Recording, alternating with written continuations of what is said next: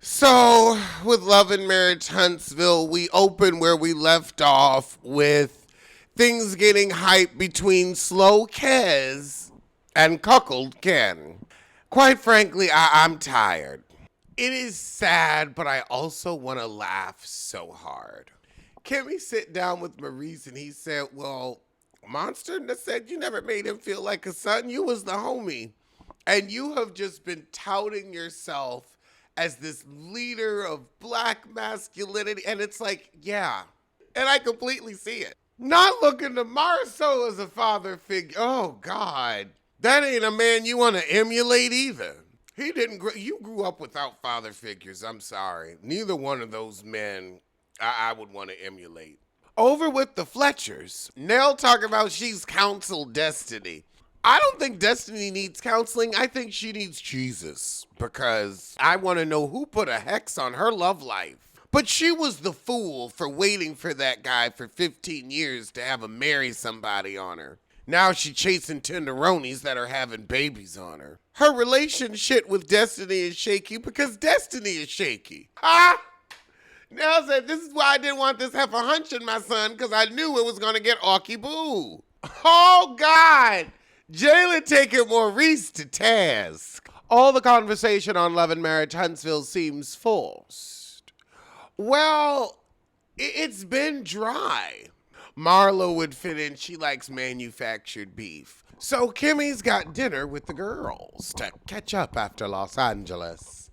I don't know why they just can't say the reunion. It don't make no damn sense. Like, this is the thing where y'all want to keep this supposed fourth wall up.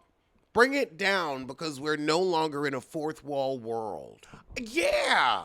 I think that may be what it is, that when reality TV started, we didn't have social media. But now with social media, reality is reality. You can't, like, the fourth wall is no longer existent. And y'all want to keep it existent, and it just doesn't work. It doesn't gel. It doesn't jibe. So she said, I invited Destiny to the dinner, but she couldn't make it.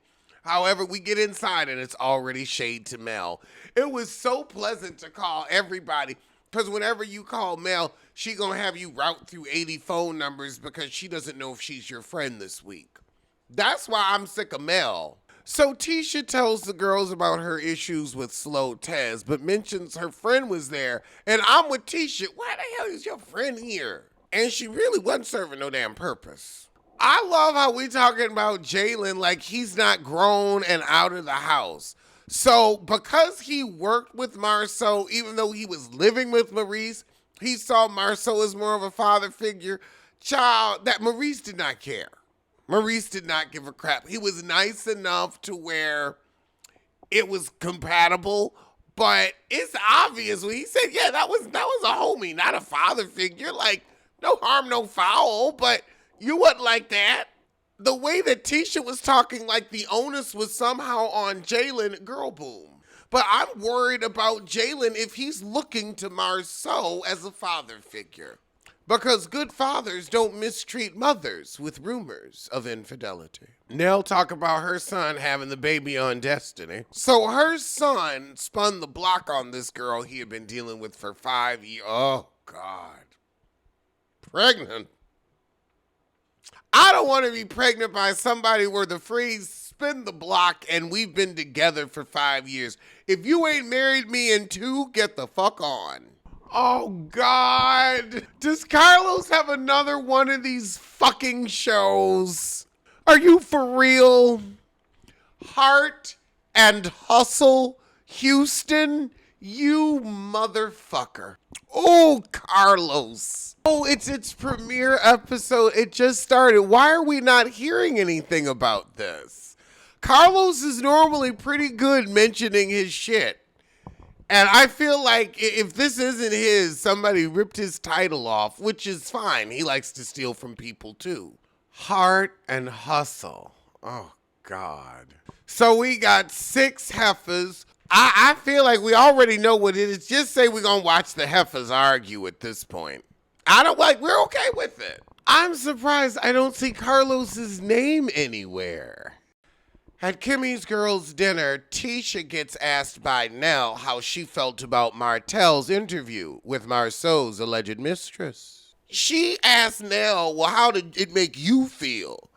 And everybody's saying it wasn't really believable. And that's the thing. You can't put heat on me if you say, oh, well, somebody's running around saying you're a dragon. I'm like, okay. Well, if that's how they feel. Like if it's such an obvious lie, I'm not going to muss my pearls over it.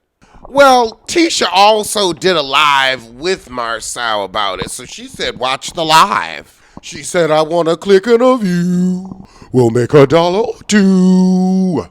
But Nell, I don't think you're telling all your business either. However, now Tisha throws it back in Nell's court and says, well, now hold on. You the one out here with the husband talking about NDA that they hand out to strays. And so then Kimmy says, you know, Maurice has never made a joke about your past infidelity that was brought up, that has been shared with the show. He's never made a joke about it. He wants to know why he's catching strays when he's like, I ain't never put you in no mess. And Nell's like, well, let me talk to him because I ain't got nothing against Reese. So now Maurice wants to talk to Jalen. Honey, Jalen is grown. Did I love my kid more? Of course you loved your kid more. And it was obvious, like, y'all adults, y'all really thought you was doing something. Y'all really thought you was hiding something. You're not good actors. Jalen is beautiful. I mean, he is just stunning. It's giving me like Romeo, like it's like similar facial features to Romeo, like with an almond eye. He is just breathtaking in this scene. Ken talks to his friend Will and Chris about what's going on with Slow Taz. So Will is trying to convince Ken to leave Trish. I kind of felt their relationships were rocky. I feel like the friend saying, I've seen you in situations like this before where somebody's saying, oh yeah, it's going to happen. Oh yeah, this will happen. And it doesn't. It's difficult because I'm the one that's always like, look, you got 1.5 years, you got 2 years. I don't know and also if we put the shoe on the other foot, if this was a woman, would we tell her, oh yeah, wait for that man to get married? Would we tell her? So if we're not going to say it to her, I don't know if we should say it to him. It's sticky because they do seem to be in love. But Trish, you have drug your feet with this damn divorce. Drug. I'm sorry, 7 years? It don't take all that. One of your kids is grown. It don't take all that. So I feel like there's been a lot of hemming and a lot of hawing. A lot of hemming and hawing.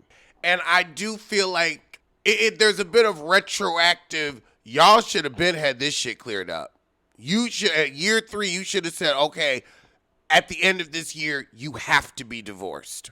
And I feel like that's the advice we'd give women, so that's the advice I'm going to give him. Because this has gone on far too long. So Kimmy and Maurice have Marceau and Tisha over to talk about poor parenting, to try to make Maurice feel like he wasn't a failed stepfather. But you are.